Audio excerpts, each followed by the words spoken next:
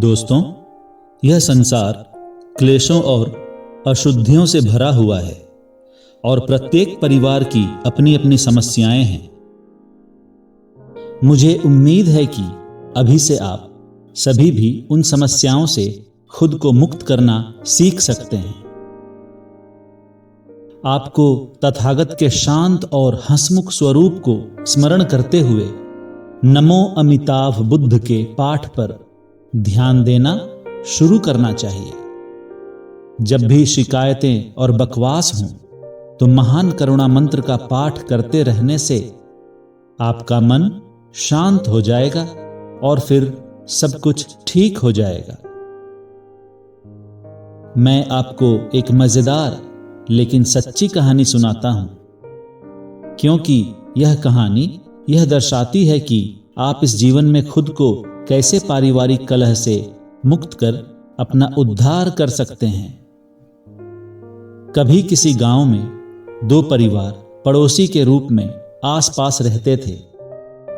बाईं ओर का परिवार कभी भी शांति में नहीं रहता था।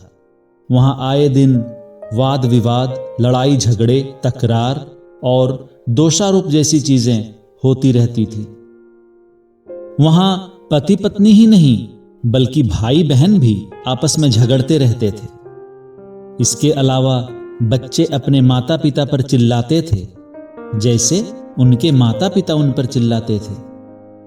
लगातार कलह से परिवार का हर सदस्य हताश और निराश हो गया था। दूसरी ओर दाहिनी तरफ का परिवार बिल्कुल अलग था। माता पिता अपने बच्चों से प्यार करते थे और बच्चे अपने माता पिता का सम्मान। इसलिए उनके घर में शांति, सद्भाव और गर्मजोशी थी। एक दिन अशांत परिवार का पिता शांतिपूर्ण परिवार के पिता के पास गया और बात करते हुए कहने लगा, मेरे परिवार के साथ रहना बहुत मुश्किल है, क्योंकि हम लगातार एक दूसरे से बहस करते रहते हैं।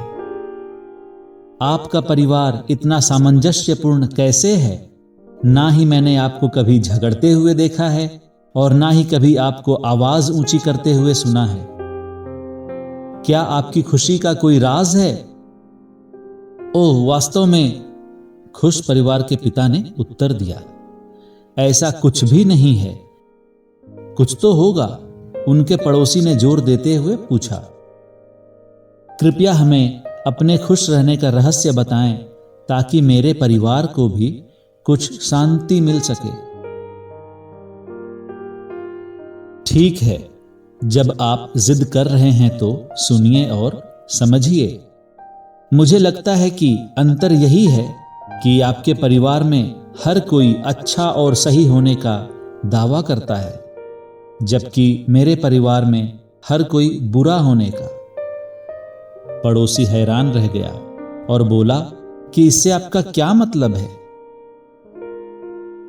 फिर सुखी परिवार के पिता ने समझाया, आपके परिवार में जब भी माता पिता और बच्चे एक साथ कुछ कर रहे होते हैं और अगर कुछ गलत हो जाता है तो हर कोई उस गलती का जिम्मेदार एक दूसरे को ठहराता है, और जब कभी कुछ अच्छा होता है तो हर कोई इसका श्रेय लेने का दावा करता है।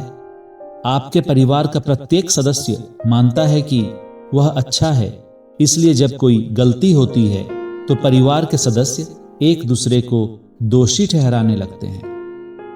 हालांकि मेरा परिवार काफी अलग है। जब भी हमारे घर में कोई समस्या आती है तो सभी सोचते हैं कि इसमें खुद की ही गलती है, मेरे अलावा किसी ने कुछ गलत नहीं किया है। हम एक दूसरे से दिल से माफी मांगते हैं और जब भी कुछ अच्छा होता है तो उसका श्रेय दूसरों को देते हैं और एक दूसरे का तहे दिल शुक्रिया अदा करते हैं। मुझे लगता है कि बस यही छोटा सा कारण है खुश रहने का। अगर आप अपनी गलतियों को स्वीकार करना जानते हैं तो गलतियां हो जाने पर डरने की कोई बात नहीं है। यहां कोई भी निश्चित रूप से संत नहीं है जिन्होंने अपने जीवन में कभी भी कोई गलती नहीं की हो। सबसे बुरी और शर्मनाक बात यह है कि अपने गलतियों को छिपाने की कोशिश करना और दूसरों के ऊपर दोष को मढ़ देना। जब तक इंसान में ऐसी मनोवृत्ति बनी रहेगी, तब तक भाई भाई आपस में लड़ेंगे, माँ बेटियां आपस में झगड़ेंगी और पिता उनके पुत्रों के शत्रु होंगे। दूसरी ओर एक सामंजस्यपूर्ण परिवार में प्रत्येक व्यक्ति यह समझता है कि कोई भी व्यक्ति पूर्ण रूप से सटीक नहीं हो सकता, इसलिए परिवार का प्रत्येक सदस्य परिवार में उत्पन्न होने वाली किसी भी समस्या के लिए अपनी जिम्मेदारी स्वीकार करता है। आप इस सामंजस्यपूर्ण परिवार के बारे में क्या सोचते हैं? क्या वे सच में गलतियां करने वाले लोग हैं? हर रोज झगड़ों में डूबे परिवार का हर एक सदस्य अक्सर कहता है कि मैं तो एक अच्छा इंसान हूं, बुराई और दोष तो किसी और में है, मैं सबसे अच्छा और बेहतर हूं।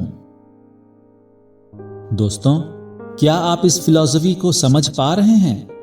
यहां एक उदाहरण देखिए कि विवादास्पद परिवार कैसे व्यवहार करता है। एक दिन बड़े भाई ने आधी चाय पीने के बाद अपना कप टेबल पर रख दिया। उसका छोटा भाई उधर ही कहीं खेल रहा था और लापरवाही के कारण उसका हाथ प्याले से लग गया और प्याला फर्श पर गिरकर चकनाचूर हो गया और छोटा भाई गर्म चाय से जल भी गया। इस पर बड़े भाई ने उससे डांटते हुए पूछने लगा कि उसने टेबल से प्याला क्यों गिराया। छोटे भाई ने बड़े भाई पर अपने प्याले को असुरक्षित जगह पर रखने का आरोप लगाते हुए बेरहमी से चिल्लाया और फिर शोर शराबा और मारपीट का सिलसिला शुरू हो गया। अब इसी दुर्घटना पर अगर बड़े भाई की प्रारंभिक प्रतिक्रिया कुछ ऐसी होती कि हे भगवान, क्या हुआ? क्या तुम चाय से जल भी गए? ओह, मुझे माफ कर दो, मुझे अपना प्याला मेज पर किनारे से दूर रखना चाहिए था, तो यह नहीं गिरता। तो फिर कहानी कुछ और ही हुई होती। क्या उनका घर तब अधिक शांतिपूर्ण नहीं होता? हर चीज के कारण और उसके प्रभाव होते हैं। जब भी आप किसी और को समस्या पैदा करने के लिए दोषी ठहराते हैं, तो वह व्यक्ति तुरंत आप पर भड़क सकता है और समस्या के लिए आपको दोषी ठहरा सकता है। हालांकि यदि आपने पहली बार में खुद को दोष देते हुए कहा कि मुझसे गलती हो गई है, तो दूसरे आपको समझेंगे और आपको माफ कर देंगे। यदि आप में से हर कोई जीवन में इस नियम का पालन करता है, तो आगे की राह बहुत आसान हो जाएगी और पारिवारिक कलह का अंत हो जाएगा।